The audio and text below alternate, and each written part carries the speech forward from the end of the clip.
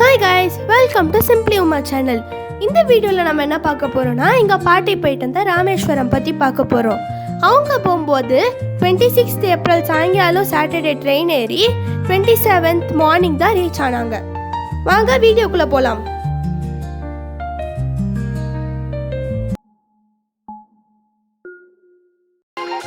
இப்போ நீங்கள் காரில் சென்னை டு ராமேஸ்வரம் போகலான்னு பிளான் பண்ணிங்கன்னா ஆல்மோஸ்ட் 10 hours ஆகிடும், 9 hours 58 minutes. அதே மாதிரி Chennai to Rameswaram 566 kilometers.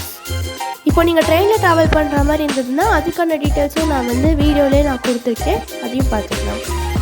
Rameswaram railway station விட்டு இறங்கின உடனேவே நிறைய பட்ஜெட் ஃப்ரெண்ட்லி ரூம்ஸும் இருக்குது, 5-star ஹோட்டல்ஸும் இருக்குது. இப்போ நம்ம அக்னி தீர்த்தத்தை பற்றி பார்க்கலாம். ராமேஸ்வரம் கோயில் நுழையிறதுக்கு முன்னாடி நம்ம எல்லாரும் இந்த அக்னி தீர்த்தத்தில் முழுகி எழுந்துக்கணும். திதி கொடுக்கறதுனால நம்ம அங்கே கொடுக்கலாம்.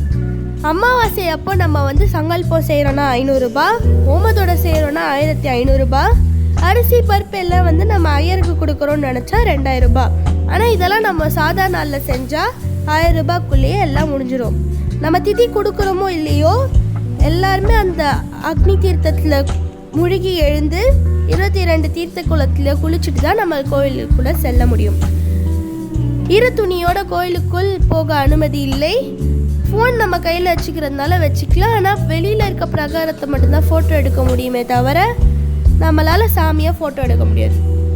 அக்னி தீர்த்தத்துக்கு எதிரிலேயே சங்கர மடம் இருக்குது. இங்கே ஆதிசங்கரர் பற்றியும் அவரோட சீடர்கள் பற்றின வரலாறு எல்லாமே இங்கே இருக்குது.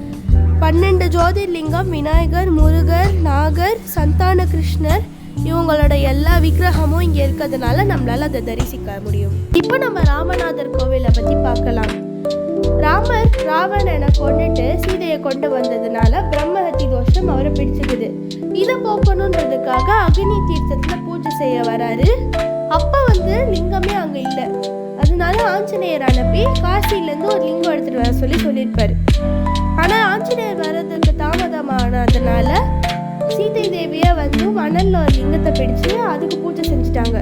கொஞ்ச நேரம் கழித்து பூஜை செஞ்சு முடிச்சோடனே ஆஞ்சநேயர் வந்தப்போ ஆஞ்சநேயர் கோபப்படுறாரு. ஏன்னா நான் எடுத்துகிட்டு வந்த லிங்கத்துக்கு மரியாதை கொடுக்காம நீங்களே மணலில் செஞ்சு பூஜை செஞ்சுட்டீங்கன்னு வாளால் அதை லைட்டாக தட்டின உடனே அந்த தடை உருவாயிடும். இப்போ நம்ம ராமநாதர் கோயில் போய் பார்த்தாலும் அந்த தடையும் இருக்குது.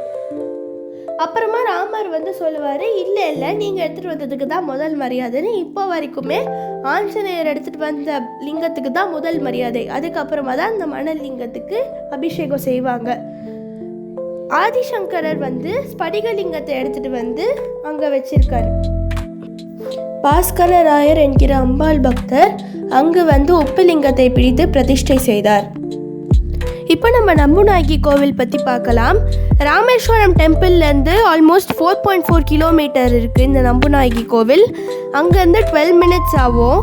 இந்த கோவிலுக்கு என்னன்னா, நம்மளுக்கு ஏதாவது கஷ்டம் இருந்தது, பிரச்சனை இருந்ததுன்னா அங்கேயே அம்மி கல் எல்லாம் வச்சுருப்பாங்க. ஐயர் நீட்டு மஞ்சள் தருவார். அதை நம்ம அம்மியில் அரைச்சி அம்மன் மடியில் வச்சு கொடுத்ததுக்கு அப்புறமா நம்ம அதை வீட்டு பூஜை ரூமில் எடுத்துகிட்டு வச்சுட்டு 48 நாள் நம்ம அதை வச்சு சாப்பிட்டோன்னா நம்ம வேண்டுதல் நிறைவேறிடும். நாங்கள் இப்போ தான் வீடியோ போட ஆரம்பிச்சிருக்கிறதுனால எங்கள் சேனலுக்கு சப்போர்ட் பண்ணுங்கள். அடுத்தடுத்து நான் வீடியோ போடலான்றதை கமெண்ட்டில் சொல்லுங்கள். இந்த வீடியோ பிடிச்சிருந்ததுன்னா லைக் பண்ணுங்கள், ஷேர் பண்ணுங்கள், பெல் பட்டனை அழுத்துங்க.